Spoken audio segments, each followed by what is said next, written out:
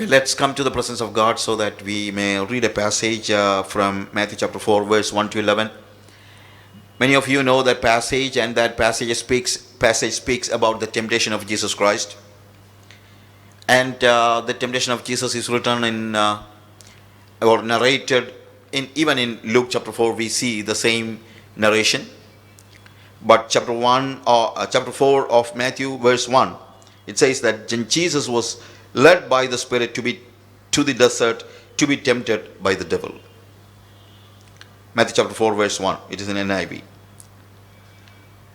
In fact, this verse is a little confusing, because this verse says that the Spirit is leading Jesus to be tempted by the devil. And of course, temptation, every time it is fearful. We fear temptation, and even I fear temptation, because I know that God will help me to come out of temptation, but at the same time, temptation is always fearful. So we never want to see that we are always tempted by many things. So we want to avoid temptation, but that is not the Christian way. When we read Bible, temptations are a reality, and we need to go through the temptation, and even God is allowing it. That's what we see. But the confusion here is not about temptation, but the confusion here, Jesus was led by the Spirit to be tempted by the devil. So it is the Spirit that leads Jesus to be tempted. That's the biggest problem. Of course, Satan will tempt us. It is not God who tempts us. And even in James chapter 1, verse 3, clearly it is written that when tempted, no one should say, God is tempting me, for God cannot be tempted by evil, nor does he tempt anyone. So temptation is done not by God, but God is leading Jesus to be tempted, or the Spirit is leading Jesus to be tempted. So why temptation is inevitable? That's what we want to think today. Why can't we just avoid temptation? Why God is allowing temptation? Even from the beginning, we have this question. In the Garden of Eden, we know that there were two trees in the middle of the garden. One is the tree of life that gives you life, and the other one is tree of the knowledge of good and evil that will lead you to death. That's what the Bible says. So there is no problem calling one tree the tree of life and the other tree the tree of death, because God clearly said that if you eat the fruit of this tree, that day you will die. So one is the tree of life and one is the tree of death. So the first man who was created, they also had the temptation, or they also wanted to take a choice. God wants us to take a choice. In the Garden of Eden, the choice was between two things. One is life and one is death. So every time the temptation, it is a choice between life and death. In the book of James, we see that temptation either will lead you to death or it will lead you to life. Because if we are going through all kinds of temptations and come out of it victoriously, then certainly that helps us to prove that we are children of God, and we have life. So in the temptation, there are two things. There is a difference between test and temptation. God tested Abraham, but God did not tempt Abraham. test is most of the time it is the test of trust or faith. Temptation, it is also a test, but in the temptation, the problem, the temptation, we are tempted to do evil things or sin, commit sin. So that test, God is not doing. That is the reason why in James chapter 1 verse 13 we have read that when tempted, no one should say, God is tempting me, for God cannot be tempted by evil, nor does he tempt anyone.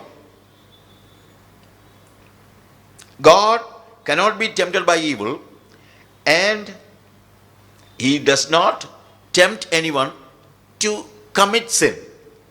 That is the thing. So we need to understand the difference. And of course, even in the test, sometimes if we fall, it is quite possible we distrust God, and that is also a sin. It is quite possible. So test is also difficult, but temptation, we are tempted to do evil things. So here, God is sending Jesus to be tempted by the devil. It is a question of choice. I told you, even in the Garden of Eden, God wanted man to take a choice, because by default, God created man good, because God is good and everything that is created from God is good. Naturally, Adam was good. And in the Garden of Eden, there was a tree, it is called life or tree of life. So God he was not forbidding Adam. He's not saying, Adam, don't touch the tree of life. God denied the tree of life only after he committed sin. Before that, he could easily eat the fruit of the tree of life.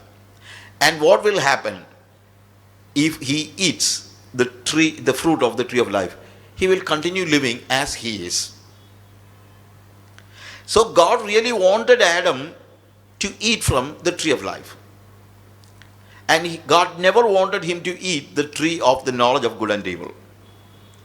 These two things, when he does it, it is a moral choice. That is why I say, in temptation, always there is a choice. We are choosing something. When we have two things before us, we are choosing one. And that is temptation, whether I should go for this or for this. And that is why man is created in the image and likeness of God. So he has the free will to choose either life or death. I told you, by default, man had life, and that life was the life of God. Because when God created Adam and Eve, or when God created Adam, Eve was inside him, of course. So he breathed into the nostrils of man. And that time onwards, God's life was inside Adam. So the life that was inside Adam was the life of God. So he was enjoying the life of God. And if he is eating from the tree of life, in fact, the speciality of the tree of life, if you eat from the tree of life, you will continue as you are. So you can choose to live with the life of God continuously, eternally. You could take or pluck the fruit of the tree of life and eat. Then you know what is going to happen?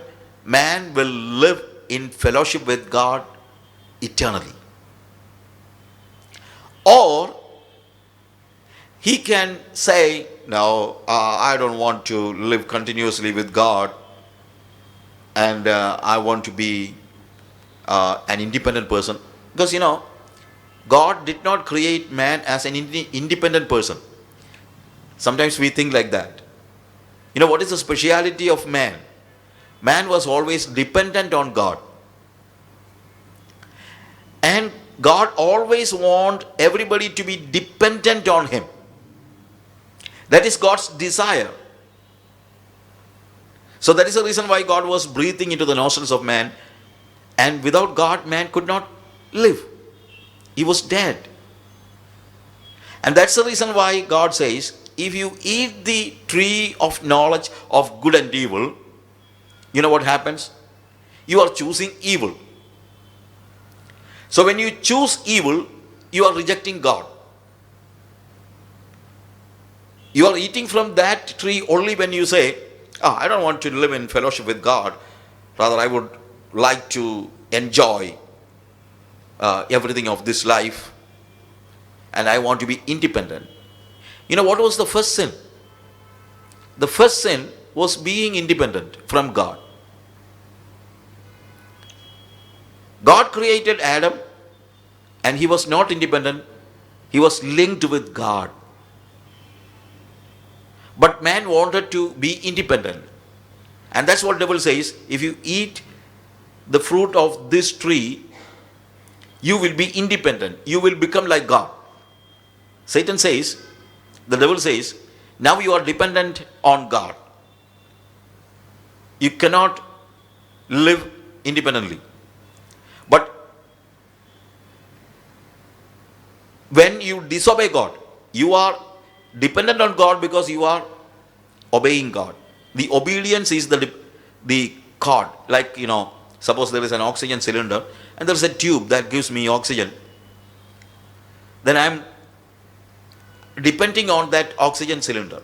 That's from that cylinder, the life comes to me through the tube, right? Likewise, through obedience and faith, life was flowing from God to man.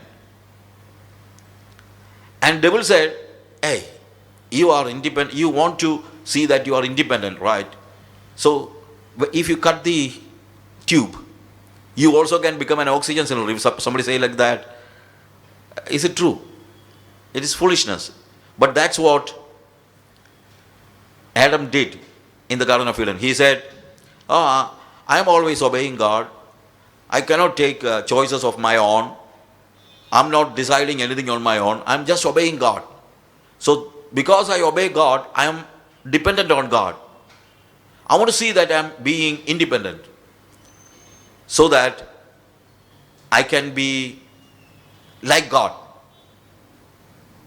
So Adam wanted to become like God, and that is the sin. That is the first sin. Adam wanted to be independent. And when he became independent, you know what happened? He died. Because life was no more flowing from God. And that time onwards, he started taking decision of his own. Devil said, if you take decision of your own, then you are like God. Because that is the difference between you and God. You are not taking independent decisions. God is always taking independent decision. So that time onwards, man was taking independent decisions. But when Jesus was tempted, the same temptation devil was giving. Devil said, if you are the Son of God, then you can take independent decision. Why you are depending upon God? Why don't you just turn these stones into loaves of bread? So you also can be God. If you are Son of God, if you say that you are Son of God, why you are depending on God, or you are trying to be always depending on your Father? If you are the Son of God, you also try to do something on your own.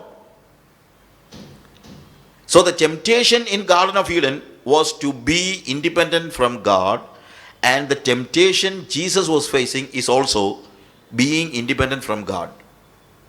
But you know what Jesus said? No. I am the Son of God, that I know, not when I am taking independent decisions, but I am the Son of God because I know, I hear, or I have communication with my Father. So it is not only with the bread. I can make bread, no problem, but I am a child of God, I am the son of God, because every word that proceeds from the mouth of the Lord enlivens me, and I have life. And that is life to me. Man shall not live by bread alone, but by every word that proceeds from the mouth of the Lord. So life is flowing to me through my communion with my Heavenly Father. So he took a strong decision. Adam failed. Both Jesus and Adam took decision. Adam took a decision to be independent, and Jesus took a decision to be dependent upon his Father. That is the difference. So,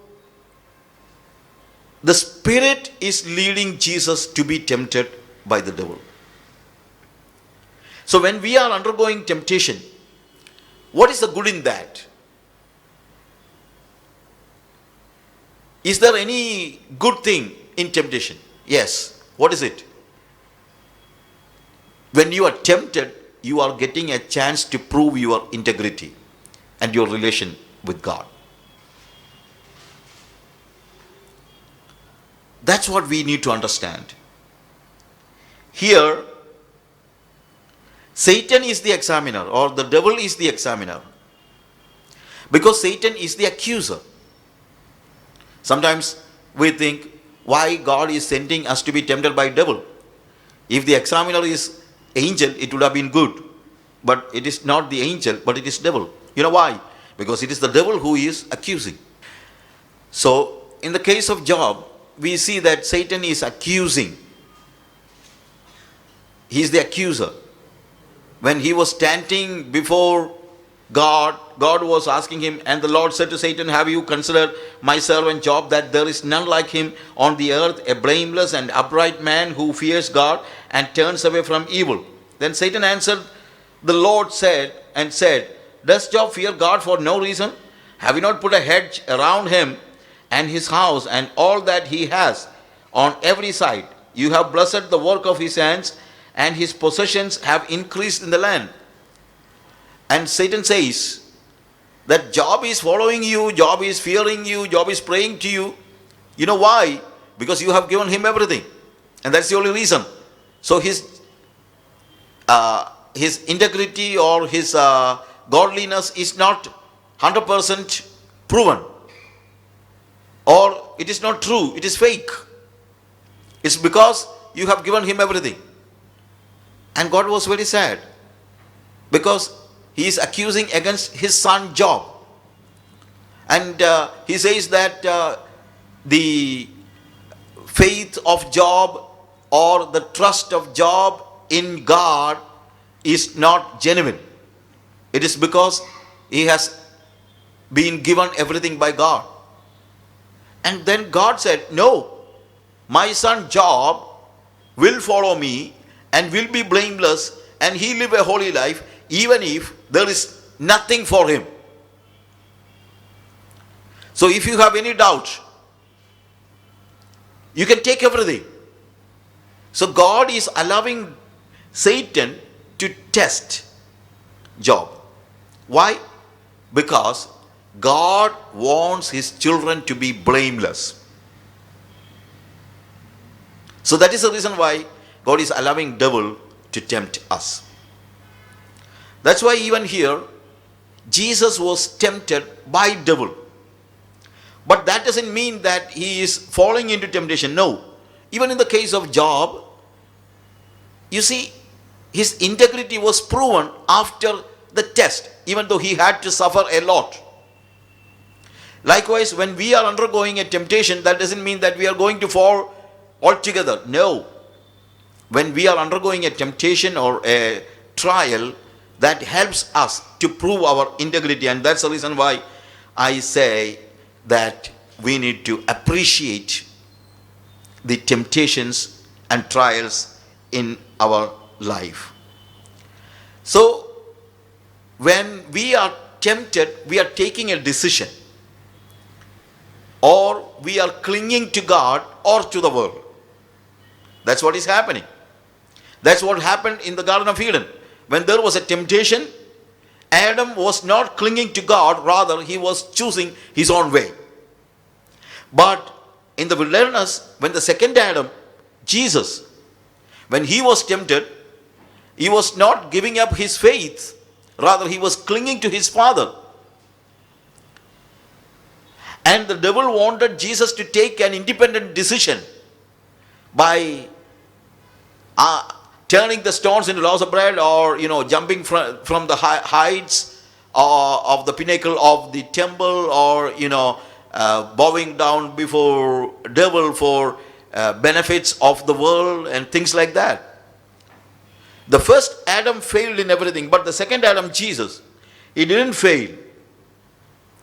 So in temptation, we are taking a decision, and that decision can either to cling to God or to leave God.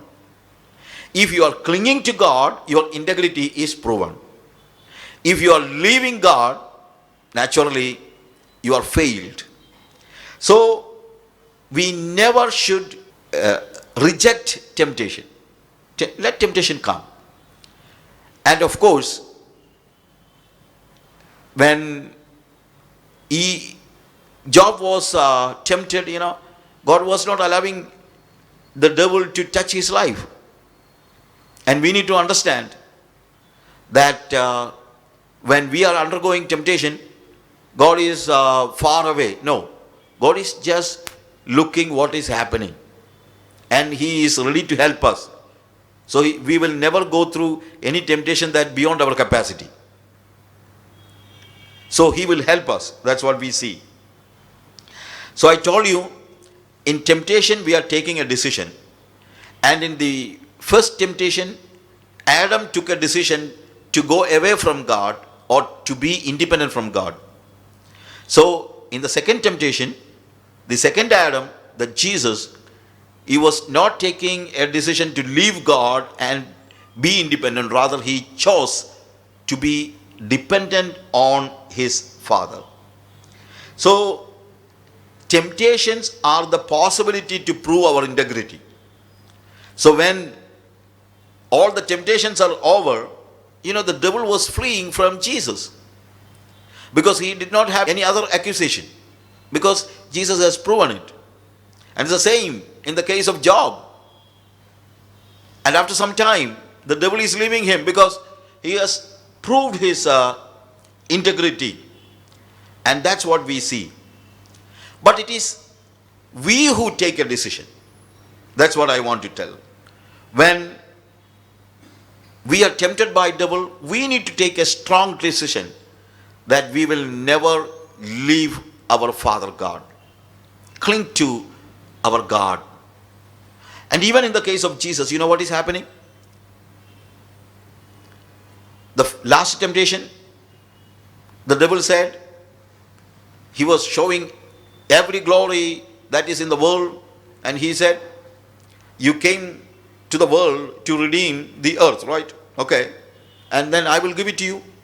Don't worry, there is no need to go through the cross and die and nothing like that. You just take it. You just bow before me for once, and I will give all these things. And you know what Jesus says? No. It is written that you shall worship your God and him alone. So that is the decision made by Jesus. So when there is a temptation, we need to take a strong decision that I will cling to my Father God, and I will never leave my God, and I never want to be independent. Again, I tell you, always the temptation is to be independent from God. When Jesus said that I am not independent and I don't want to be independent, I am worshipping my Father, and it is written that you shall worship God and him alone, and I will never worship somebody else. Even if I need to undergo the experience of the cross, I don't care, but still I will worship only the Father. Then the devil was fleeing, he was leaving. And that decision, when uh, that you shall worship the Lord your God, and him only shall you serve. Then the devil left him, and behold, the angels came and were ministering to him. See, when you take a strong decision, you know what is happening? Decision you need to take, but God will send his angels to help you. God will not send his angels to help you to take a decision, but when you take a strong decision, then certainly God is ready to help you and send his own angels to help you in your temptation. This is what I want to tell you, my friends. So, temptations are real. And sometimes even God himself will lead us into temptation. But that temptation is not to destroy us. It is to prove our integrity. So there is a good thing in temptation. Without temptations, without trials, you cannot prove your integrity. So when you are undergoing this temptation, if you cling to Jesus, if you take a strong decision that you will never be independent from God, and if you declare that I will never worship, never bow down before devil for gaining something in this world. That's what devil's final temptation to Jesus. I will give you all these things, all the things of the world. And many people are falling here, and they stopped worshipping the only God. Rather, they say, okay, yeah, when we are living in this world, we need this also, and we give a lot of excuses. But Jesus took a strong decision. He said, no,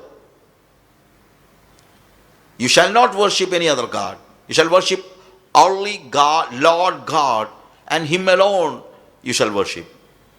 When you take a strong decision not to bow down before the worldly things, when you take a strong decision not to be independent from God, when you take a strong decision to leave all the pleasures of this world, then you know what happens? Devil will flee from you, and angels will come to you to help you. For taking a decision, angels may not help, because that is not the duty of the angels to take or make people take decisions. That you need to take from your heart.